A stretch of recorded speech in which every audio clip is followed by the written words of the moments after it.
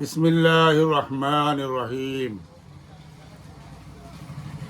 میں سید عبد المسجود بھدرک اڑیسہ انڈیا سے بول رہا ہوں۔ آج مجھے عینی بھدرکی جن پر اپنی قوم و شعراء نازاں ہیں، فخر ملت فخر خاندان ہیں، ان کے ایک شعر کی تشریح کرنے جا رہا ہوں۔ عینی بھدرکی کی اس سے پہلے 7 اشعار کی تشریح تحریری شکل میں نے پیش کی ہے۔ آج ان کے ایک 8ویں شعر کی تشریح پیش کرنے جا رہا ہوں۔ وہ شعر یہ ہے کہ ذرا بو لہب کا یہ انجام دیکھو، ذرا بو لہب کا یہ انجام دیکھو، ہے اب بھی رسوا یہاں سے وہاں تک۔ اس زمین کی گود میں سینکڑوں زبانوں کے شعراء پلتے ہیں اور قیامت تک پلتے رہیں گے، جب تک یہ دنیا آباد ہے۔ بعض شاعروں کے کلام اس قدر با اثر ہوتے ہیں کہ لوگوں کے ذہن و فکر میں انقلاب پیدا کر دیتے ہیں، اور وہی اشعار قارئین اور سامعین کے دل کو چھو لیتے ہیں، جس میں نیاپن ہو، باتوں کو عمدہ طریقے سے بیان کیا گیا ہو۔ عینی کی نعت، جس کی ردیف یہاں سے وہاں تک ہے، 11 اشعار پر مشتمل ہے۔ چند اشعار پیش خدمت ہے۔ عینی صاحب کہتے ہیں کہ ہے جنت در ان کا یہاں سے وہاں تک، کرو تم نظارہ یہاں سے وہاں تک۔ رواں ہے شہنشاہ کون و مکاں کی سخاوت کا دریا یہاں سے وہاں تک۔ ذرا بو لہب کا یہ انجام دیکھو، ہے اب بھی رسوا یہاں سے وہاں تک۔ میں اسی سے آخری شعر کی تشریح کرنے جا رہا ہوں۔ ان 11 اشعار میں سے جو باتیں پیش کی گئی ہیں، اگرچہ قارئین کے لیے کوئی نئی بات نہیں ہے، لیکن ردیف یہاں سے وہاں تک نے سارے اشعار میں ایک ایسی نئی زندگی پیدا کر دی ہے جو قارئین اور سامعین کو اپنی طرف مائل کر لیتے ہیں۔ اشعار کے مفہوم ذہن کی طرف منتقل ہوتے ہی دل میں خوشی کی لہر دوڑ جاتی ہے، اور زبان سے کلمات تحسین آ جاتے ہیں۔ چہرہ سرور انبساط سے کھل اٹھتا ہے۔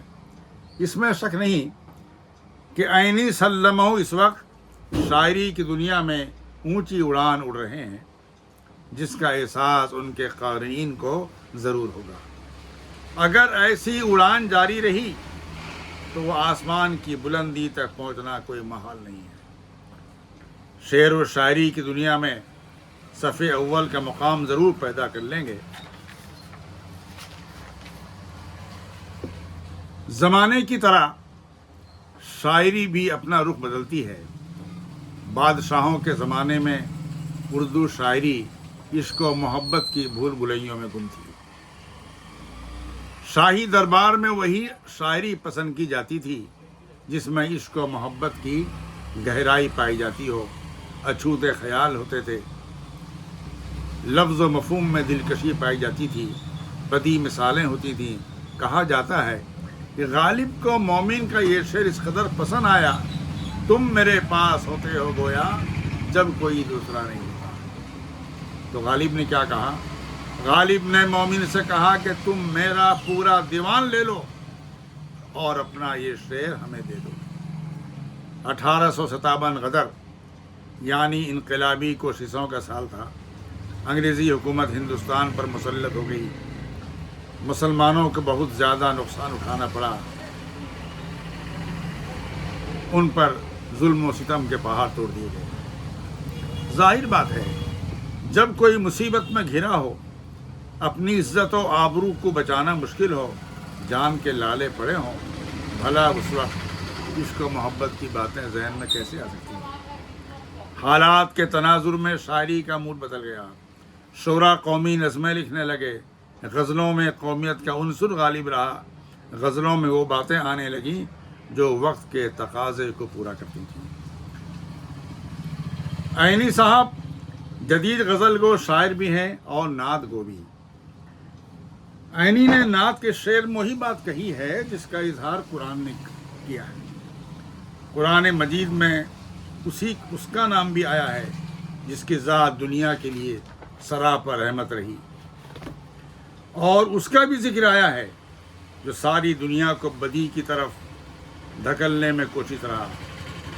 کیا آپ نہیں دیکھتے کہ آپ کے محلے میں ایک نیک و پارسا شخص ایسا رہتا ہے جس کی پارسائی کا ذکر خاص و عام کی زبان میں ہے، اور وہیں پر ایک ایسا منوس بھی ملے گا جس کے کالے کرتوت نے سب کی مٹی پری کر دی ہے۔ اس کا نام آتے ہی لوگ ناک سکوڑنے لگتے ہیں، ایسا شخص ننگے خاندان کہلاتا ہے۔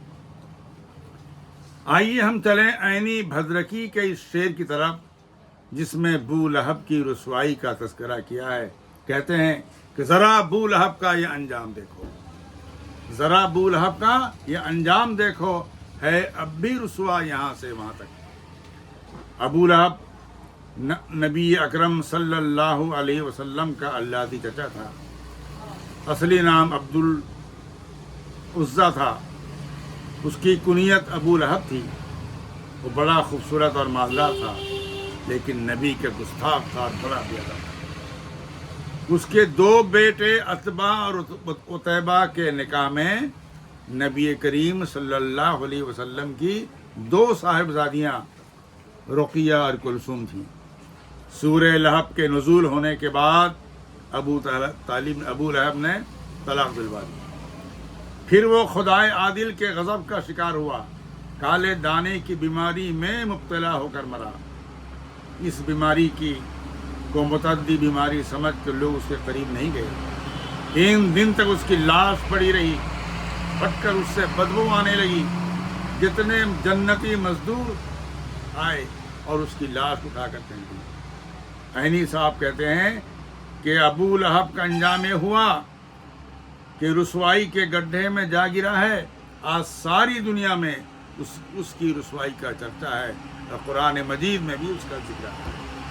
یہاں یہ سمجھ لیں علماء حق نائب رسول صلی اللہ علیہ وسلم ہوتے ہیں۔ جو ان کی توہین کرتا ہے، ان کی شان میں گستاخی کرتا ہے، ان کو بدنام کرنے کی ناپاک سازشیں رچتا ہے، وہ رسوا ہوتا ہے، ان کی بددعاؤں کا شکار ہوتا ہے، اور رسوائی کی ٹوکری اپنے سر پر لیے پھرتا ہے۔